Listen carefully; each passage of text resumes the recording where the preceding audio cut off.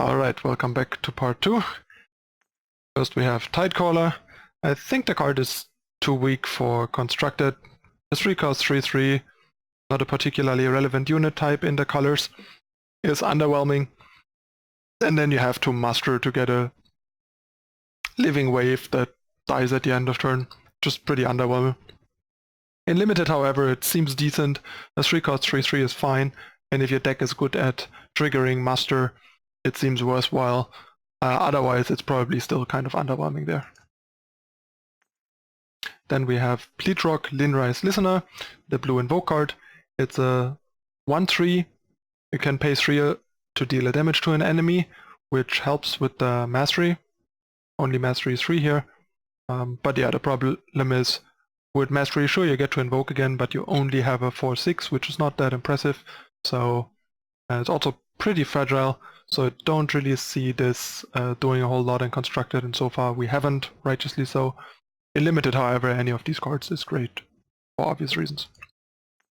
Then we have Daring Griffin, one of the staples to come out of the set. The 4-cost 3/2 flying Exalted Reckless, which is in its own right pretty decent, but the main benefit comes from when the enemy player plays a spell, you sacrifice Daring Griffin to negate it, basically providing you with a 2-for-1 that also generates some tempo. So yeah, pretty nice card, especially in Expedition, but even in Throne this card's pretty interesting.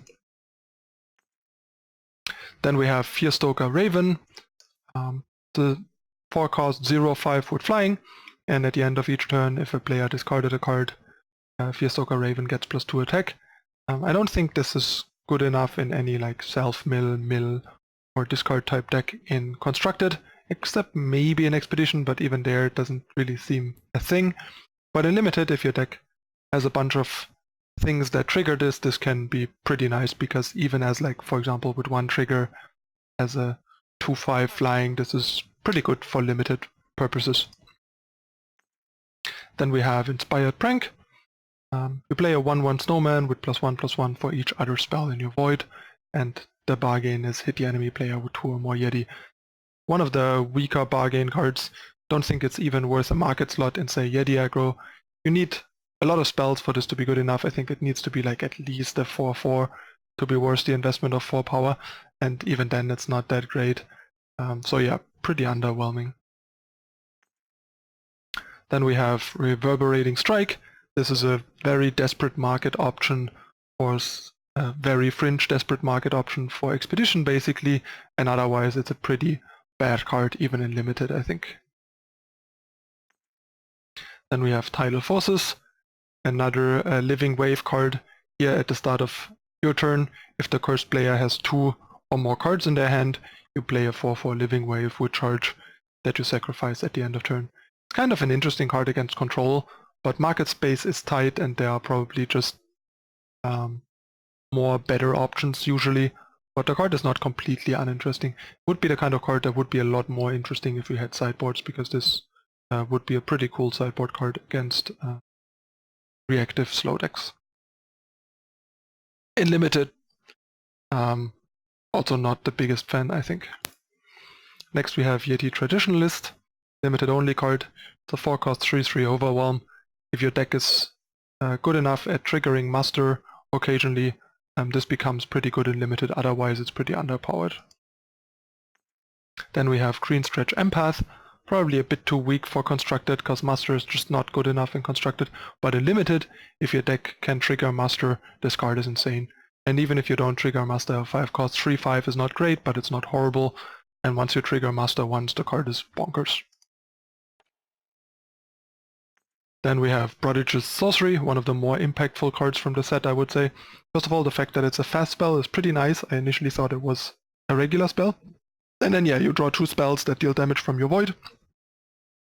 And there are a bunch of really good ones like Torch, Ice Bolt, that sort of stuff, but also more specific cards that become a lot better with this, like Obliterate or Static Bolt and stuff like that. So yeah, pretty cool card, pretty powerful. With Decimate they get double damage. Making this into like kind of a burn control or burn mid-range type strategy that sort of just tries to burn the opponent out with 2 big spells, they get back with Prodigal Sorcery, or even like with Static Bolt. Pretty cool card. Currently, I don't think we have a top tier deck that really works with this card, but the card definitely does some pretty cool and unique stuff that we should keep an eye on long term, even if it's not quite top tier power level now. It might become over time because the card is very strong. And then we have Spore Fern. Pretty interesting card. Like, it's a 6 cost 5/5 Aegis Overwhelm. That alone is pretty solid. In Constructed, it's usually a bit weak, especially in Throne. In Expedition, however, this is already pretty solid. And then, yeah, Mastery 10. For the rest of the game, after you play a spell, play an additional copy of it, is also pretty powerful.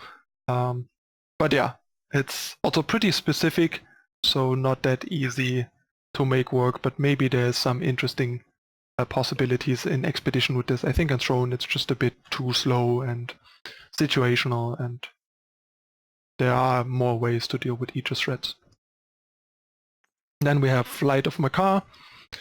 This card's actually kind of interesting, like especially as a market card. If your deck has a lot of units, like some kind of token deck, for example, then playing this, turning all your tokens that are probably 1/1s into 1/1 flyings, and your opponent's real units into 1/1 flyings as well, so they trade with your tokens, is pretty powerful, especially if you have some kind of obelisk effect out that buffs them. So yeah, the card is kind of specific, but definitely kind of cool and interesting, so keep it in the back of your head. In the right deck, this card could be constructed relevant. And in Limited, yeah, I mean, seems situational, but probably good enough to main deck more often than not. Then we have Sky Horror Draconis, a limited only card basically. It's a 7 cost 4/5 flyer, which is already pretty solid and limited. And then with Mastery 5, you get to play a Permafrost on an enemy unit, making this a pretty good common 7-drop in limited.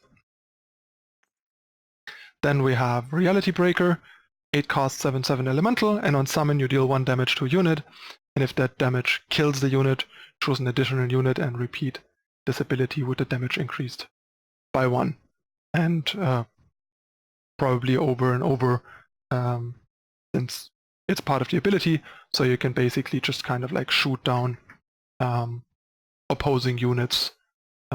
It's a bit like Massacre Girl in MTG Arena basically, except that it kills single units rather than wipes the board and doesn't snowball as hard.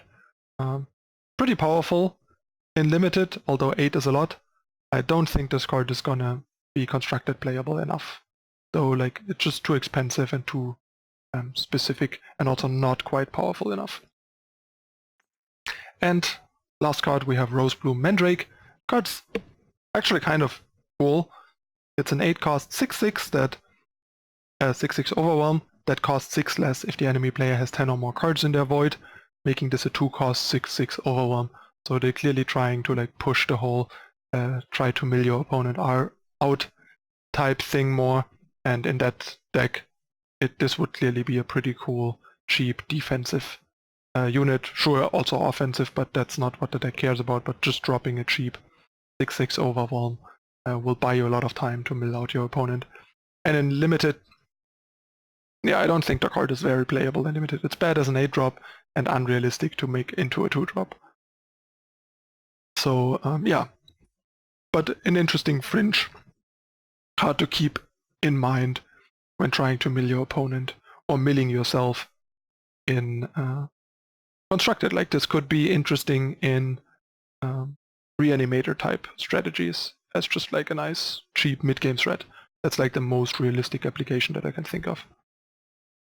Alright, that was it for the Primal cards.